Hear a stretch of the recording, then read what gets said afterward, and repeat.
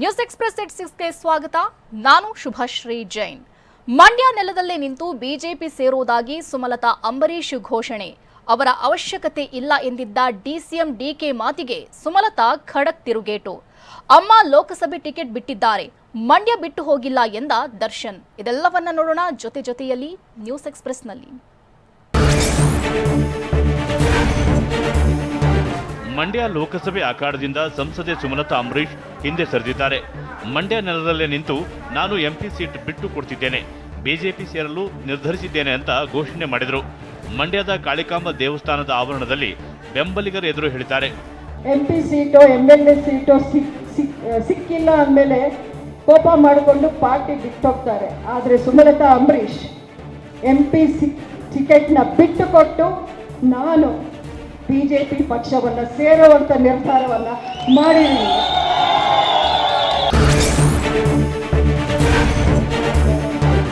ಮಂಡ್ಯದಲ್ಲಿ ಮೈತ್ರಿ ಅಭ್ಯರ್ಥಿಯಾಗಿ ಕಣಕ್ಕಿಳಿದಿರುವ ಕುಮಾರಸ್ವಾಮಿಗೆ ಸುಮಲತಾ ಬೆಂಬಲ ಘೋಷಿಸಿದ್ದಾರೆ. ಮೈತ್ರಿ ಅಭ್ಯರ್ಥಿ HDKಗೆ ನನ್ನ ಬೆಂಬಲ ನೀಡುತ್ತೇನೆ, ಬಿಜೆಪಿ ಸೇರುವುದಾಗಿ ಸಂಸದೆ ಸುಮಲತಾ ಘೋಷಿಸಿದ್ದಾರೆ. ನಾನು ಈ ಒಂದು ಚುನಾವಣೆಯಲ್ಲಿ ಮಾತ್ರ ಸ್ಪರ್ಧೆ ಮಾಡ್ತಾ ಇಲ್ಲ, ಆದ್ರೆ ಮಂಡ್ಯದಿಂದ ನಾನೇನು ನಿರ್ಗಮನ ಆಗ್ತಿಲ್ಲ. ಆ ಸಂದೇಶವನ್ನು ನೀವು ಎಲ್ಲಿ ಬೇಕಾದರೂ ಹೋಗಿ ಹೇಳಿ. HDK ನನ್ನ ಮನೆಗೆ ಬಂದಿದ್ದು ಸೌಜನ್ಯದ ಭೇಟಿ ಅಷ್ಟೇ, ಚುನಾವಣಾ ಪ್ರಚಾರದ ಬಗ್ಗೆ ಬಿಜೆಪಿ ಸೇರ್ಪಡೆ ಬಳಿಕ ಹೇಳ್ತೀನಿ ಅಂತ ಮಂಡ್ಯದಲ್ಲಿ ಸುಮಲತಾ ಅಂಬರೀಶ್ ಹೇಳಿದ್ದಾರೆ. ಮಂಡ್ಯದಲ್ಲಿ ಕುಮಾರಸ್ವಾಮಿ ಪರ ಪ್ರಚಾರದ ಬಗ್ಗೆ ಸುಮಲತಾ ಸ್ಪಷ್ಟನೆ ನೀಡಿದರು. ಕುಮಾರಸ್ವಾಮಿ ಅವರು ನನ್ನ ಮನೆಗೆ ಒಂದು ಸೌಜನ್ಯತೆಯ ಭೇಟಿ, ಅದರಲ್ಲಿ ಪ್ರಚಾರದ ವಿಷಯ ಯಾರು ಎಲ್ಲೆಲ್ಲೂ ಮಾತಾಡಿಲ್ಲ, ಒಂದು ಇಂಚೂನು ಮಾತಾಡಿಲ್ಲ.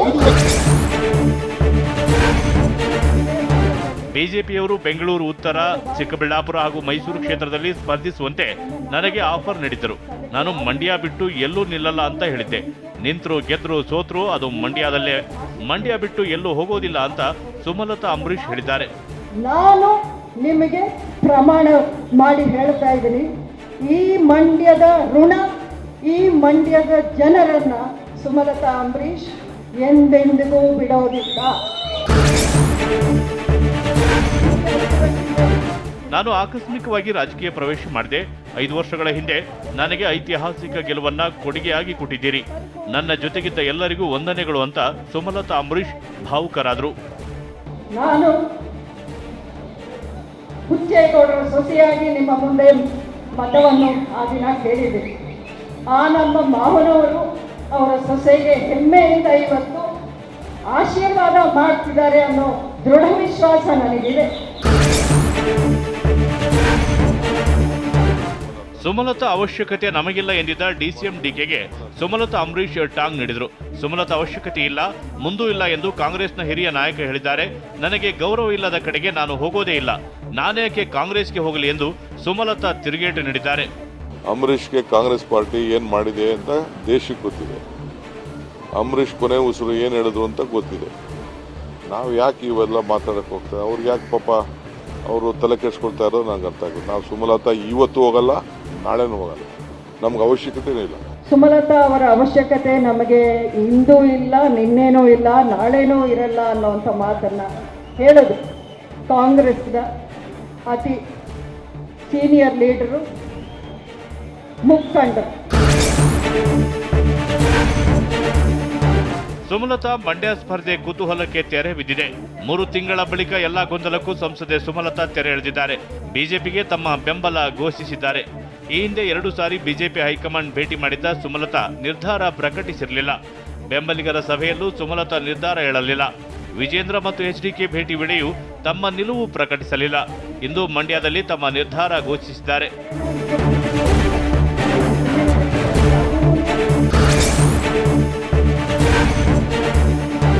ಅಮ್ಮ ಲೋಕಸಭೆ ಸ್ಥಾನ ಬಿಟ್ಟುಕೊಟ್ಟಿದ್ದಾರೆ, ಮಂಡ್ಯವನ್ನ ಬಿಟ್ಟಿಲ್ಲ ಅಂತ TV9ಗೆ ನಟ ದರ್ಶನ್ ಎಕ್ಸ್ಕ್ಲೂಸಿವ್ ಆಗಿ ಹೇಳಿದ್ದಾರೆ. ನಾವು ಯಾವಾಗಲೂ ಮಂಡ್ಯದ ಜೊತೆ ಇರುತ್ತೇವೆ ಅಂತ ನಟ ದರ್ಶನ್ ಸ್ಪಷ್ಟಪಡಿಸಿದರು. ಅಮ್ಮ ಬರೀ ಸ್ಥಾನ ಬಿಟ್ಕೊಟ್ಟಿದ್ದಾರೆ, ಮಂಡ್ಯ ಬಿಟ್ಟಿಲ್ವಲ್ಲ, ಅವ್ರು ಇದ್ದೇ ಇರ್ತಾರೆ, ನಾವು ಯಾವಾಗಲೂ ಮಂಡ್ಯವ್ರ ಜೊತೆನೇ ಇರ್ತೀವಿ. ಮಂಡ್ಯದ ಸಭೆಯಲ್ಲಿ ಮಾತನಾಡಿದ ಅಭಿಷೇಕ್ ಅಂಬರೀಶ್, 5 ವರ್ಷಗಳ ಹಿಂದೆ ಸ್ವಾಭಿಮಾನದ ಹೋರಾಟ ಇಲ್ಲಿ ಶುರುವಾಗಿತ್ತು. ನಮ್ಮ ಜೊತೆ ಯಾರೂ ಇಲ್ಲದ ವೇಳೆ ನಮ್ಮ ಜೊತೆಗೆ ನಿಂತಿದ್ದು ಅಪ್ಪನ ಅಭಿಮಾನಿಗಳು ಮಾತ್ರ ಅಂತ ಹೇಳಿದರು. ಅಂಬರೀಷ್ ಅಣ್ಣ ಅಂದ್ರೆ ಮಂಡ್ಯ, ಮಂಡ್ಯ ಅಂದ್ರೆ ಅಂಬರೀಷ್ ಅಣ್ಣ. ಯಾವತ್ತೂ ಮಂದಿರ ಎಲ್ರಿಗೂ ನಮಸ್ಕಾರ.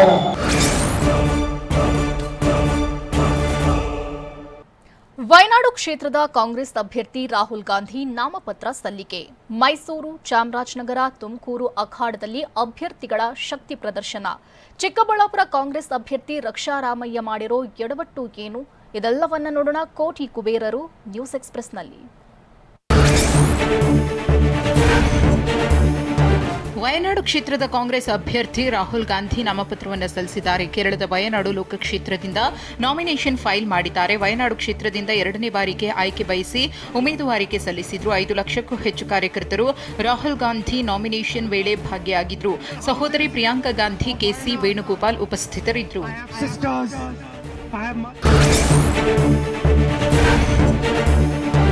ಮೈಸೂರು ಕೊಡಗು ಕ್ಷೇತ್ರದ ಕಾಂಗ್ರೆಸ್ ಅಭ್ಯರ್ಥಿ ಎಂ ಲಕ್ಷ್ಮಣ್, ಚಾಮರಾಜನಗರ ಅಭ್ಯರ್ಥಿ ಸುನೀಲ್ ಬೋಸ್ ನಾಮಪತ್ರ ಸಲ್ಲಿಸಿದ್ದಾರೆ. ನಾಮಪತ್ರ ಸಲ್ಲಿಕೆ ವೇಳೆ CM Siddaramaiah, DCM DK Shivakumar ಹಾಜರಿದ್ದರು. ಬಳಿಕ ಸಿಎಂ ಸಿದ್ದರಾಮಯ್ಯ, ಡಿಸಿಎಂ ಡಿಕೆ ಜಂಟಿಯಾಗಿ ಮತಶಿಕಾರಿ ನಡೆಸಿದ್ದಾರೆ. ಇತ್ತ ಬಿಜೆಪಿ ಅಭ್ಯರ್ಥಿಯಾಗಿ ಯದುವೀರ್ ಒಡೆಯರ್ ಅವರು ಕೂಡ ನಾಮಪತ್ರ ಸಲ್ಲಿಸಿದ್ರು. ಸಾವಿರಾರು ಬೆಂಬಲಿಗರ ಜೊತೆ ಬಂದು ಶಕ್ತಿ ಪ್ರದರ್ಶನ ಮಾಡಿದ್ದಾರೆ.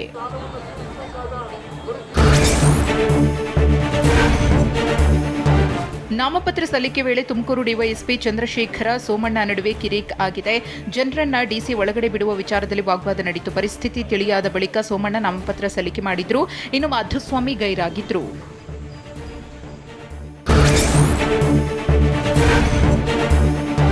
ತುಮಕೂರಿನಲ್ಲಿ ಬಿಜೆಪಿ ಅಭ್ಯರ್ಥಿ ವಿ ಸೋಮಣ್ಣ ಪರ ಮಾಜಿ ಸಿಎಂ ಬಿಎಸ್ವೈ ಮತಬೇಟೆ ನಡೆಸಿದ್ದಾರೆ. ರೋಡ್ ಶೋ ನಡೆಸುವ ಮೂಲಕ ಶಕ್ತಿ ಪ್ರದರ್ಶನ ಮಾಡಿದ್ರು. ಕಾಂಗ್ರೆಸ್ನವರು ಅಭ್ಯರ್ಥಿ ಹಿಂಪಡೆದುಕೊಳ್ಳಬೇಕು ಅನ್ಸುತ್ತೆ, ಯಾಕೆ ಅಂದ್ರೆ ಠೇವಣಿ ಕಳೆದುಕೊಳ್ಳುವ ಬದಲು ಅಭ್ಯರ್ಥಿ ಹಿಂಪಡೆಯಲಿ ಅಂತ ಬಿಎಸ್ವೈ ಟಾಂಗ್ ಕೊಟ್ಟಿದ್ದಾರೆ.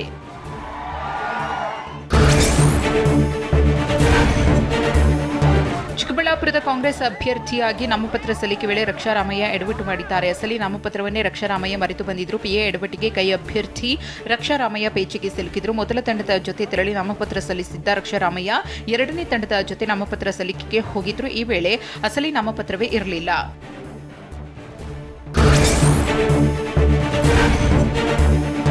ಬೆಂಗಳೂರು ಉತ್ತರ ಕ್ಷೇತ್ರದ ಬಿಜೆಪಿ ಅಭ್ಯರ್ಥಿ ಶೋಭಾ ಆಸ್ತಿ ವಿವರ ಬಹಿರಂಗವಾಗಿದೆ. ಒಟ್ಟು 16.02 ಕೋಟಿ ಮೌಲ್ಯದ ಆಸ್ತಿ ಹೊಂದಿರುವ ಶೋಭಾ ಕೋಟಿ ಒಡತಿ.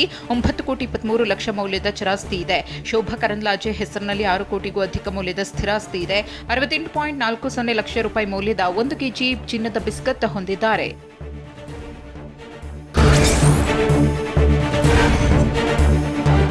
ಲೋಕಸಭೆ ಚುನಾವಣೆ ಅಖಾಡದಲ್ಲಿ ಮಾತಿನ ಯುದ್ಧ ಜೋರಾಗಿದೆ. ಚಾಮುಂಡೇಶ್ವರಿ ಕ್ಷೇತ್ರದಿಂದ ಜಿಟಿಡಿ 3 ಬಾರಿ ಎಂಎಲ್ಎ ಆಗಿದ್ದಾರೆ. ಏನ್ ಕಡಿದು ಕಟ್ಟೆ ಹಾಕಿದ್ದಾರೆ ಹೇಳಿ ಅಂತ ಸಿಎಂ ಸಿದ್ದರಾಮಯ್ಯ ಕಿಡಿಕಾರಿದ್ದಾರೆ. ಇನ್ನು ಸಿಎಂ ಸಿದ್ದರಾಮಯ್ಯ ಮಾತಿಗೆ ಕೆಂಡವಾದ ಶಾಸಕ ಜಿಟಿಡಿ, ನಾನು ಎಷ್ಟು ಕಟ್ಟೆ ಕಟ್ಟಿದ್ದೇನೆ ಎಂದು ತೋರಿಸುತ್ತೇನೆ ಎಂದು ತಿರುಗೇಟು ನೀಡಿದ್ದಾರೆ. ಇವರು 2 ಸಾರಿನ 3 ಸಾರಿ ಎಂಎಲ್ಎ ಆಗಿರೋದು. ಜಿಟಿ 3 ಸಾರಿ ಎಂಎಲ್ಎ ಆಗಿರೋದು. ಇದು 3ನೇದು. ಅಲ್ಲಿ ಸೋತಿದ್ದ ಹುಣಸೂರಿನಲ್ಲಿ. ಇಲ್ಲಿ ಸತ್ಯನಾರಾಯಣ ಮೇಲೆ ಒಂದ್ಸರಿ ಗೆದ್ದ, ನನ್ನ ಮೇಲೆ ಒಂದ್ಸರಿ ಗೆದ್ದ, ಈ ಸಿದ್ದೇಗೌಡ ಮೇಲೆ ಒಂದ್ಸರಿ ಗೆದ್ದಿಲ್ಲ. 3 ಸಾರಿ ಗೆದ್ದಿದ್ದ. ಏನ್ ಕಟ್ಟಾಕಿದಾನಪ್ಪ ಹೇಳಿ ನೋಡ. ರಾಜೀನಾಮೆ ಕೊಟ್ಟೇ ನಿಲ್ತೀನಿ. ಅವ್ರು ನಿಲ್ಲಿ ರಾಜೀನಾಮೆ ಕೊಟ್ಟು ನಾನು ರಾಜೀನಾಮೆ ಕೊಟ್ಟು ನಿಲ್ತೀನಿ. ಅವ್ರು ತೋರಿಸ್ಲಿ ಅವ್ರ ಶಕ್ತಿ. ಚಾಮುಂಡೇಶ್ವರಿ ಗೆಲ್ಲಿ ಅವರೇ. ನನ್ನ ಏನು ಮಾಡಿಲ್ಲ, ಏನು ಕಡಿದು ಕಟ್ಟೆ ಹಾಕೋನೇಂದ್ರಲ್ಲ, ಆ ಎಷ್ಟು ಕಟ್ಟೆ ನಾನು ಕಟ್ಟಿದ್ದೀನಿ, ಇವರೆಷ್ಟು ಕಟ್ಟೆ ಕಟ್ಟವ್ರೆ ಅಂತಕ್ಕಂಥದ್ದು ತೋರಿಸ್ಲಿ ಅಂತ. ಸಿದ್ದರಾಮಯ್ಯ ಸರ್ಕಾರದಲ್ಲಿ 60% ಕಮಿಷನ್ ಕೇಳ್ತಾರೆ ಅಂತ ಮೈಸೂರಿನಲ್ಲಿ ಜಿಟಿ ದೇವೇಗೌಡ ಗಂಭೀರ ಆರೋಪ ಮಾಡಿದ್ದಾರೆ. ಚಾಮುಂಡೇಶ್ವರಿ ಕ್ಷೇತ್ರದಲ್ಲಿ ಹೆಸರಿಗೆ ಮಾತ್ರ ನಾನು ಶಾಸಕ, ಉಳಿದಂತೆ ಯತೀಂದ್ರ ನಮ್ಮ ಕ್ಷೇತ್ರದಲ್ಲಿ ಕಮಿಷನ್ ದಂಧೆ ಮಾಡ್ತಾರೆ. ಗುತ್ತಿಗೆದಾರರು ಸಿಎಂ ಪುತ್ರನಿಗೆ ಕಮಿಷನ್ ಕೊಡಬೇಕು ಅಂತ ಹೇಳಿದ್ರು.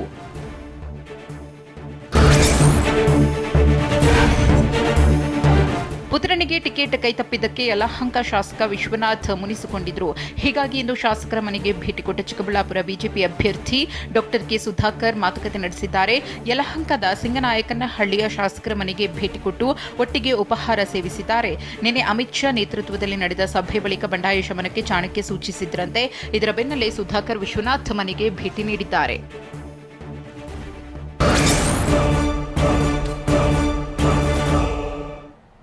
ಅಮಿತ್ ಶಾ ಅವರ ಭಾಷಣ ಸುಳ್ಳಿಂದ ಕೂಡಿತ್ತೆಂದು ಗುಡುಗಿದ ಸಿದ್ದರಾಮಯ್ಯ. ದೊಡ್ಡಗೌಡರ ಬಗ್ಗೆ ಮಾತನಾಡಿದ ಸಚಿವ ವೆಂಕಟೇಶ್ಗೆ ಪ್ರತಾಪ್ ಸಿಂಹ ತಿರುಗೇಟು. ವರಿಷ್ಠರ ಭೇಟಿಗೆ ತೆರಳಿರೋ ಈಶ್ವರಪ್ಪ ಕೊನೆ ಕ್ಷಣದಲ್ಲಿ ಏನಂದ್ರು ಗೊತ್ತಾ? ಇದೆಲ್ಲವನ್ನ ನೋಡೋಣ ಮಾತಿನ ಸಮರ ನ್ಯೂಸ್ ಎಕ್ಸ್‌ಪ್ರೆಸ್‌ನಲ್ಲಿ. ನಿನ್ನೆ ಅಮಿತ್ ಶಾ ಮಾಡಿದ ಭಾಷಣ ಸುಳ್ಳಿನಿಂದ ಕೂಡಿತ್ತು ಅಂತ ಸಿಎಂ ಸಿದ್ದರಾಮಯ್ಯ ಕಿಡಿಕಾರಿದ್ದಾರೆ. ಮೈಸೂರಿನಲ್ಲಿ ಮಾತನಾಡಿದ ಅವರು ಬರಗಾಲದ ಪಟ್ಟಿ ಲೇಟ್ ಆಗಿ ನೀಡಿದ್ದಾರೆ, ಹಾಗಾಗಿ ನಾವು ಹಣ ಬಿಡುಗಡೆ ಮಾಡಿಲ್ಲ ಎಂದಿದ್ದಾರೆ. ಆದರೆ ನಾವು ಸೆಪ್ಟೆಂಬರ್ನಲ್ಲೇ ರಿಪೋರ್ಟ್ ಕೊಟ್ಟಿದ್ದೇವೆ. ಡಿಸೆಂಬರ್ 19ರಂದು ಮೋದಿ ಅವರನ್ನ ಭೇಟಿ ಮಾಡಿ ಬರ ಪರಿಹಾರದ ಬಗ್ಗೆ ವರದಿ ನೀಡಿದ್ದೇವೆ ಅಂತ ಸಿಎಂ ಸ್ಪಷ್ಟನೆ ನೀಡಿದ್ರು. ನಿನ್ನೆ ಚನ್ನಪಟ್ಟಣಕ್ಕೆ ಅಮಿತ್ ಶಾ ಬಂದಿದ್ರು. ಈ ಅವರ ಭಾಷಣ ಬರೀ ಸುಳ್ಳಿನಿಂದ ಕೂಡಿತ್ತು. ಕರ್ನಾಟಕ ಸರ್ಕಾರ ಸಿದ್ದರಾಮಯ್ಯನವರು ರಾಜಕೀಯ ಮಾಡ್ತಾ ಇದ್ದಾರೆ. ಬರಗಾಲದ ಬಗ್ಗೆ ಮೆಮೊರಾಂಡಮ್ ಕೊಟ್ಟಿರೋದು ಲೇಟ್ ಆಗಿ ಕೊಟ್ಟರು, ಹಾಗಾಗಿ ನಾವು ದುಡ್ಡು ಬಿಡುಗಡೆ ಮಾಡಲಿಲ್ಲ. ಎಂಥ ಸುಳ್ಳು. ಬರಗಾಲದ ಬಗ್ಗೆ ಚರ್ಚಿಸೋಕೆ ಒಂದೇ ವೇದಿಕೆಗೆ ಬರಲು ಕೇಂದ್ರ ಸಚಿವ ಅಮಿತ್ ಶಾಗೆ ಧಮ್ಮಿಲ್ಲ ಅಂತ ಸಿಎಂ ಸಿದ್ದರಾಮಯ್ಯ ವಾಗ್ದಾಳಿ ನಡೆಸಿದ್ದಾರೆ. ಮೈಸೂರಿನಲ್ಲಿ ಮಾತನಾಡಿದ ಅವರು ಬರಗಾಲದ ವೇಳೆ ಬರದೆ ಕೇವಲ ಚುನಾವಣೆ ಪ್ರಚಾರಕ್ಕೆ ಬಂದಿದ್ದಾರೆ, ಅವರಿಗೆ ನೀವೇ ಪಾಠ ಕಲಿಸಬೇಕು ಅಂತ ಹೇಳಿದ್ರು. ನಾನು ಹೇಳ್ತೀನಿ ಅಮಿತ್ ಶಾ ಅವರಿಗೆ, ಯಾಕೆ ಸುಳ್ಳು ಹೇಳ್ತೀನಿ, ಜನಗಳಿಗೆ ಸುಳ್ಳು ಮಾಹಿತಿ ಕೊಡ್ತೀನಿ. ಒಂದೇ ವೇಳೆಗೆ ಬನ್ನಿ, ನಾವು ಸುಳ್ಳು ಹೇಳ್ತಾ ಇದೀವೋ ನೀವು ಸುಳ್ಳು ಹೇಳ್ತಾ ಇದೀರೋ ಚರ್ಚೆ ಆಗ್ಲಿ. ಅದಕ್ಕೆ ಬರಕ್ಕೆ ಕ್ರಮಿಲ್ಲ ಅವರಿಗೆ.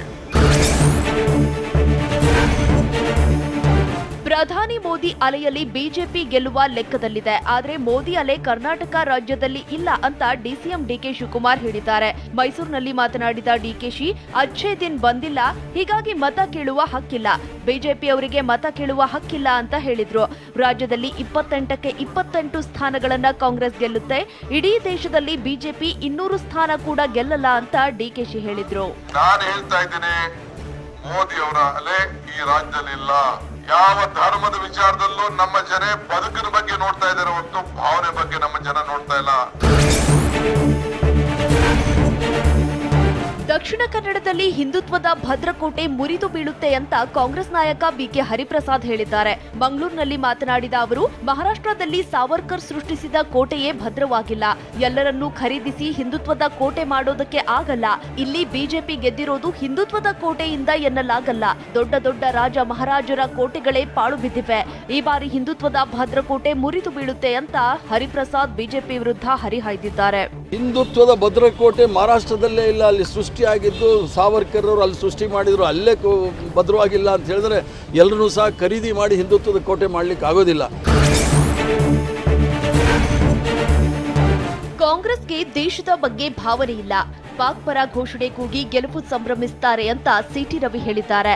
ಉಡುಪಿ ಜಿಲ್ಲೆಯ ಮಣಿಪಾಲದಲ್ಲಿ ಮಾತನಾಡಿದ ಅವರು, ಮೋದಿ ಅಲೆಯ ಮುಂದೆ ಯಾರೂ ಸಹ ಉಳಿಯಲ್ಲ, ಭಾವನೆ ಸತ್ತು ಹೋದರೂ ಬದುಕಿದ್ದು ಸಹ ಸತ್ತಂತೆ, ನಮಗೆ ದೇಶದ ಭಾವನೆ ಇದೆ ಅಂತ ಸಿಟಿ ರವಿ ಹೇಳಿದ್ರು.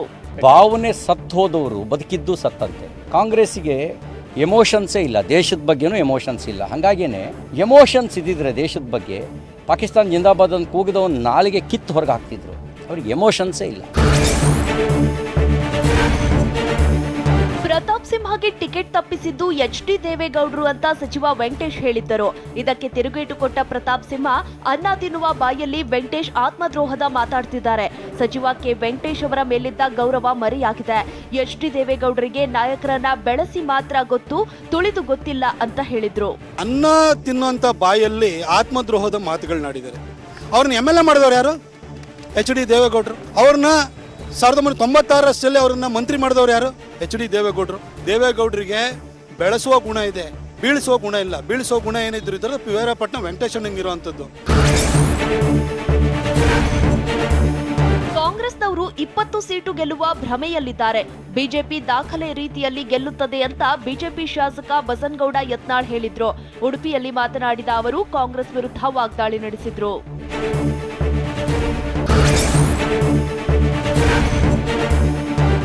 ಈ ಚುನಾವಣೆಯಲ್ಲಿ ಕುಟುಂಬ ರಾಜಕಾರಣದ ಬಗ್ಗೆ ಬಿಜೆಪಿ ಹೈಕಮಾಂಡ್ಗೆ ಗೊತ್ತಾಗಿದೆ ಅಂತ ಶಾಸಕ ಬಸನಗೌಡ ಯತ್ನಾಳ್ ಹೇಳಿದ್ರು. ಚುನಾವಣೆ ಬಳಿಕ ಕುಟುಂಬ ರಾಜಕಾರಣದ ವಿರುದ್ಧ ಪ್ರಧಾನಿ ಕ್ರಮ ಕೈಗೊಳ್ಳುತ್ತಾರೆ ಅಂದ್ರು. ಇನ್ನು ಪಕ್ಷ ಸೂಚನೆ ನೀಡಿದವರ ಪರ ಪ್ರಚಾರ ಮಾಡೋದಾಗಿ ಯತ್ನಾಳ್ ಹೇಳಿದ್ರು.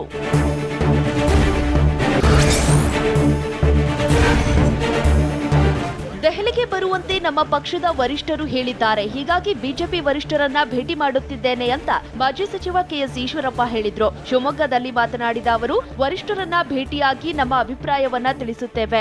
ಆದ್ರೆ ನಾನು ಯಾವುದೇ ಕಾರಣಕ್ಕೂ ಸ್ಪರ್ಧೆಯಿಂದ ಹಿಂದೆ ಸರಿಯಲ್ಲ ಅಂತ ಈಶ್ವರಪ್ಪ ಸ್ಪಷ್ಟವಾಗಿ ಹೇಳಿದ್ರು.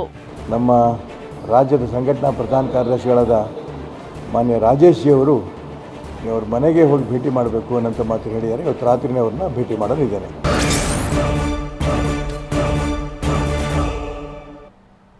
ಚಾಮರಾಜನಗರ ಕಾಂಗ್ರೆಸ್ ಅಭ್ಯರ್ಥಿ ಸುನಿಲ್ ಬೋಸ್ ವಿರುದ್ಧ ಗೋ ಬ್ಯಾಕ್ ಅಭಿಯಾನ.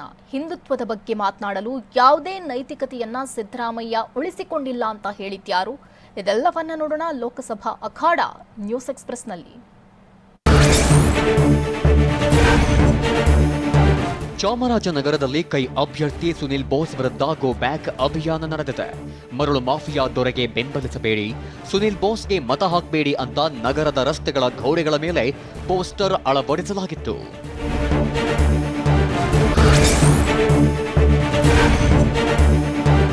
ಗೋ ಬ್ಯಾಕ್ ಅಭಿಯಾನದ ಬಗ್ಗೆ TV9 ಜೊತೆ ಮಾತನಾಡಿದ ಕಾಂಗ್ರೆಸ್ ಅಭ್ಯರ್ಥಿ ಸುನಿಲ್ ಬೋಸ್, ಈ ಪ್ರಕರಣದಲ್ಲಿ ನನಗೆ ಕ್ಲೀನ್ ಚೀಟ್ ಸಿಕ್ಕಿದೆ. ನನ್ನ ವಿರುದ್ಧ ಬಿಜೆಪಿಗೆ ಏನೂ ಸಿಕ್ಕಿಲ್ಲ. ಹೀಗಾಗಿ ಅಪಪ್ರಚಾರ ಮಾಡುತ್ತಿದ್ದಾರೆ. ಪೋಸ್ಟರ್ ಹಾಕಿದವರ ವಿರುದ್ಧ ದೂರು ನೀಡುವುದಾಗಿ ಸುನಿಲ್ ಬೋಸ್ ಹೇಳಿದರು.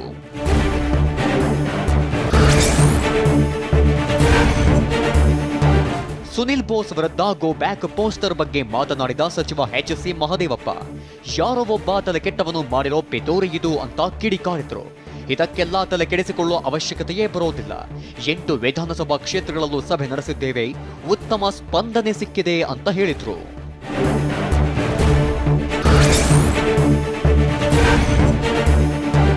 ಕೊಪ್ಪಳ ಜಿಲ್ಲೆಯ ಗಂಗಾವತಿಯಲ್ಲಿ ಕಾಂಗ್ರೆಸ್ ಬಣಗಳ ತಿಕ್ಕಾಟ ತಾರಕಕ್ಕೇರಿತ್ತು. ಸಿಎಂ ಸಿದ್ದರಾಮಯ್ಯ ಸಂಧಾನ ನಡೆಸಿದ್ರೂ ಮುನಿಸು ಮಾತ್ರ ಇನ್ನೂ ತಣ್ಣಗಾಗಿಲ್ಲ. ಮಾಜಿ ಸಚಿವ ಇಕ್ಬಾಲ್ ಅನ್ಸಾರಿ ಕರೆದ ಸಭೆಗೆ ವಿರೋಧಿ ಪಡೆ ಗೈರಾಗಿದ್ದಾರೆ. ತಮಗೆ ಆಹ್ವಾನವಿಲ್ಲ ಅಂತ ಸಭೆಯಿಂದ ದೂರ ಉಳಿದಿದ್ದು ಶಾಲಿಂ ಮನಿಯಾರ್, ಹನುಮಂತಪ್ಪ ಅರಸಿನಕೇರಿ, ಮಾಜಿ ಸಚಿವ ಮಲ್ಲಿಕಾರ್ಜುನ ನಾಗಪ್ಪ, ಮಾಜಿ MLC HR ಶ್ರೀನಾಥ್ ಸೇರಿದಂತೆ ಹಲವು ಕಾಂಗ್ರೆಸ್ ನಾಯಕರು ಗೈರಾಗಿದ್ರು.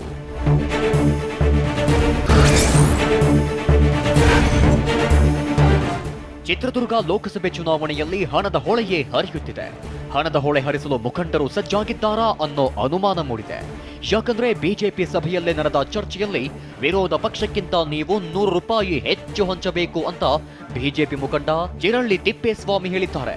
ಸದ್ಯ ಈ ವಿಡಿಯೋ ಸೋಷಿಯಲ್ ಮೀಡಿಯಾದಲ್ಲಿ ವೈರಲ್ ಆಗಿದೆ.